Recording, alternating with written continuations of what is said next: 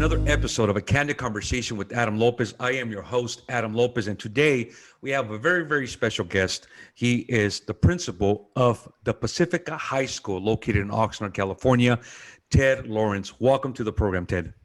Thank you very much, Adam. I'm very thrilled to be here. I love talking about, as I call my school, the Pacifica High School, what we consider the best high school in Ventura County. So I'm always excited to promote my school and talk about it. It's my dream job. I love it. I'm happy to be here with you, Adam. Thank you so much, Ted. And as you know, when this program launched, we wanted to have a diverse and a variety of different topics. But during this time in the pandemic and the crisis and whatnot, I think the educational side of things is what has really been detrimental and impactful in many different levels and elements as far as staying at home, quarantine, social distant learning. I mean, it's been one of those situations where everybody's adapting, right? But nobody really talks about how are the principals doing? How are the superintendents doing? How are the teachers doing? How are they coping with all this this entire situation? So my first of all, thank you for accepting to be on the show, Ted. I think Absolutely. it's very important to discuss on the educational side of things. But let me ask you a first question. How are you doing? How is your family? How are you adapting personally on a personal side to this entire situation? On a personal side, my family's doing great. I have a son who's a student at UC Merced, so he's at home. He got used to being at school. He was away from home, living in a brand new dorm room his freshman year. That all got cut off last March, so now he's back living at home like when he was a little boy. But he's doing great. And I have a daughter who is an 11-year-old who's been on distance learning as well. She's learning to cope with it. She's not thrilled. She likes to go to school and hang out with her classmates and have fun and things of that nature. So she misses her teachers and her classmates, as all kids do, but she's doing great. I got her first progress report, and she's doing very, very well. And my wife is coping because she is in an industry where she can work from home, where I spend 10 to 12 hours here every day. So she holds down the distance learning at home, and I help out when I get home. But they're all doing great. So thank you for asking. That's great. It's good to hear always those positive stories, right? But now taking it on the professional side of things, as a principal of the Pacifica High School, there's a sense of synergy, of relationships, of friendship between staff and faculty and teachers and whatnot, right? The synergy, the collection, the connection with the students, which is not existent. How is your staff doing? How is your faculty doing? You're absolutely right. There is a great synergy among my staff. We refer to it as Triton Pride, where we all bond together. And I have a very staff that's very much in unison. They love one another. They support each other. So to be honest, to answer your question, on March 13th, our world was turned upside down. That was all ripped away from us. To kind of fill you in on the background, we were not at the time what was called a one-to-one school. A one-to-one school is where every student has their own device, laptop or computer. We were not there. So we had when we started to hear about the possibility of closing school due to a pandemic, we had about a week to get a computer in everybody's hands, to get our teachers trained. And at a lot of points, people doubted us and they said it's never going to happen, but we made it happen. Last year, we ended the year very, very well. Students were issued hotspots. They were issued Chromebook computers. Like I said, that led to the 12-hour days. We were doing everything we could to put the technology in the kids' hands to be successful. And then our teachers had to step up to the plate in a huge way. They had to receive a huge amount of training. Luckily, our district office is very, very supportive. They offer a great array of staff development opportunities.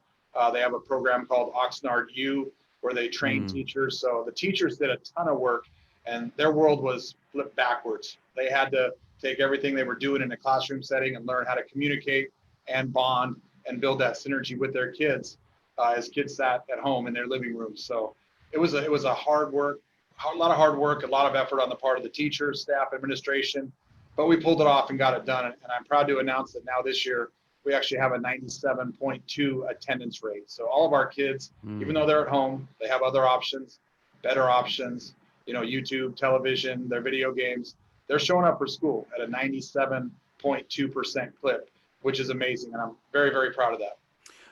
That is definitely amazing for having such a high percentage. And now that you mentioned that, I'm interested to know what is the the national average of the attendance rate. I'm actually gonna look into that because that's a very good point. I didn't even realize that you can actually track the engagement and the participation of the kids, of the children. So I'm gonna look into that. It's gonna be interesting to see where our city, compares to the state and the nation as well. So I'm very, very happy.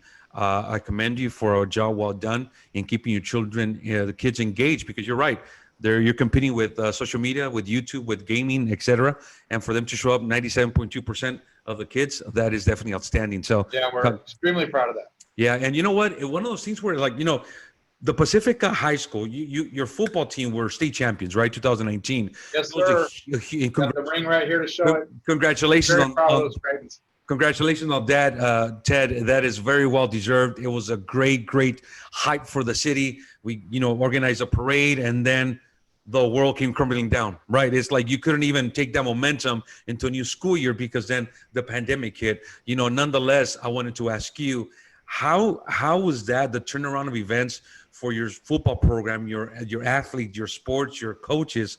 How are they doing? Like, how from going from cloud nine to just you have to be home now? How has that transition been for them? The first group hit by the transition that I felt the most badly for was the class of 2020. They were seniors, and as I said in their graduation speech this year, they had it all ripped away from them. It was the speech that I didn't want to give. It was a ceremony that we didn't want to have. They were very hyped up because we just had a brand new football stadium installed and renovated. They were looking at graduating there, being the first class in school history to graduate from the new stadium, and they had it ripped away. So they lost, senior prom, grad night, graduation. They lost it all. And I always said that was, we set very high standards here at Pacifica. So the class of 2019 set all the school records. We had over 90% of our kids go to college, very, very high attendance rate, very high participation and pass rate on AP tests. So they were set to challenge all the records set by the class of 2019, and it was all ripped away. They had to basically go home and finish their senior year from home. Yeah. They didn't get to do any of those. So what we felt was set up to be our best year ever at Pacifica High School. It was a special class to me too, because I was hired in August of 2016. So those were my babies. I came in with them. They were freshmen. I was a rookie principal. We had a very, very special bond. And it all got taken away from them. So you're right. It was a very, very rough transition, but they were good. They were champions. We got through it. I did put a very nice graduation ceremony on for them. It was in the gym. It was very intimate. So they got to come in their caps and gowns. We would have them walk across the stage like we did in a normal graduation year. Their family members were right there with them, 2 feet away, instead of being up in the bleachers. They got to film them going across the stage. Then I stood there and took a picture with them. Then they went down the stairs of the stage, and their family was able to join them. And I hired a professional photographer to come in and take a family photo, which I presented to every senior as a gift with their diploma. So we tried to make it as good as we possibly could for that group, but that was a group that was the hardest hit. It's pretty much the year that was lost, right? The year that didn't exist in many different elements. And I think for seniors, for students, I think that's more detrimental because it has a lasting effect on them, the way they perceive and they go on in life. So, our thoughts and our definitely prayers and good wishes go to all those seniors who are facing a more difficult challenge adapting to the situation. But, we're speaking to Ted Lawrence. He is the principal at the Pacifica High School here in Oxnard, California, the football state champions of 2019. Why don't you show us the ring there, Ted, so people can see? There it is. Look at that. It doesn't get as real as that. So congratulations, Ted. So, and Adam, just to mention, we were also the CIF champions, the Southern California regional champions, and the state champions. Not to brag, but I will. There you go. Rightfully so. But now, before we end the segment, Ted, I want to briefly talk about and just have a conversation over something that it's not really discussed, or it's not that it's neglected or ignored, but it's maybe something that's not in the forefront of people's minds, is the mental health of faculty, the mental health of teachers who their life is to be in front of students, their life is teaching in front of a class 8 hours a day, 5 days a week, grading papers, or, parent teacher conference, whatever the case may be. Their life is surrounded around this element of being a teacher. And nobody thinks about the fact, and I'm gonna give you a reference here, pastors, for example, faith leaders, clergy from churches who we've heard have some have committed suicide, Ted. Some have lost it. Some have left the church, left their temples, whatever, because the depression, the anxiety, the stress, the level of I can't do it anymore. Quarantine has just really affected me. I want to ask you, what, if anything, is being provided to faculty for teachers as far as support, mental health, mental stability, support group resources for faculty who just feel lonely or who feel isolated during this entire situation? Without getting into detail, is there any concern there? Absolutely. There's a huge concern for faculty as well as students. On the student side, we just partnered with a company called Co-Vitality out of UC Santa Barbara. So we had all of our students take a survey so we can intervene in their lives. It lets us know if a student in a 10-minute survey, because that's our biggest thing right now. We are focused on the academics, but if a student or a faculty member is not in a good state of mind, they're feeling anxiety, if they're feeling depression, they're not going to be good teachers and they're not going to be good students. Correct. So on the student side, we've hired multiple intervention specialists that come in and service them on the results of their survey. And on the teacher side, some of them, you're right, they are feeling it as well. So we're actually now allowing teachers to come in. They can talk to us. They can actually meet their students. So we're getting them back in the fold, because you're right. When they were at home, anxiety and depression was coming in. We do offer good, insurance and things through our district. If they feel the need to actually see a counselor, they can do that, and it's paid for. But we think most of all what they need is just to get back on campus, come hang out on campus, be with their kids. So we've opened that up now. After October 21st hits, we've had small groups of teachers come on. It's going to grow after October 21st. So we feel that more than anything, when I've reached out to teachers and talked to them, they just want to be, many of them, the ones who are hurting the most, they want to be back on campus. They want to be with their kids. They went into this profession because they have a passion for young people and they love young people, and they've kind of devoted their lives to young people. And when that was taken away, it hurt them. It brought on the anxiety and the depression. So we want to give them as many opportunities as possible in a safe way. We utilize PPEs and take temperatures, and we have a ton of rules in place when they do interact with kids. But aside from counseling services and things like that provided through our district insurance, we're working very hard to get them back on campus and give them whatever they need to start interacting with their kids once again. That's amazing. And I'm glad that they're giving the attention that it needs in this particular area. I think it's extremely important. So I commend you for that as well. And the last question I have for you, Ted, is has there been any discussions within the county, within the state, as far as reopening the schools, reopening the classrooms? Are we close, or are we still a long shot away?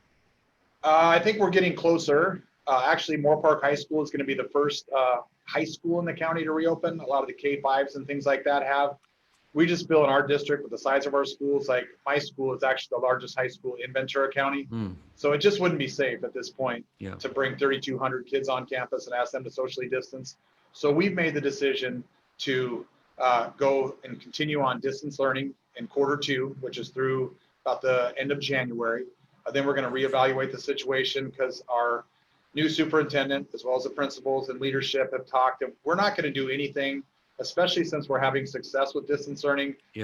Safety of our students is the #1 priority. So we're never going to do anything to jeopardize them or rush back into it due to any kind of pressure that is being brought on by the community. We're going to do it when we know we can bring them back on safely. So we are getting close. It depends how the county continues to grow and progress.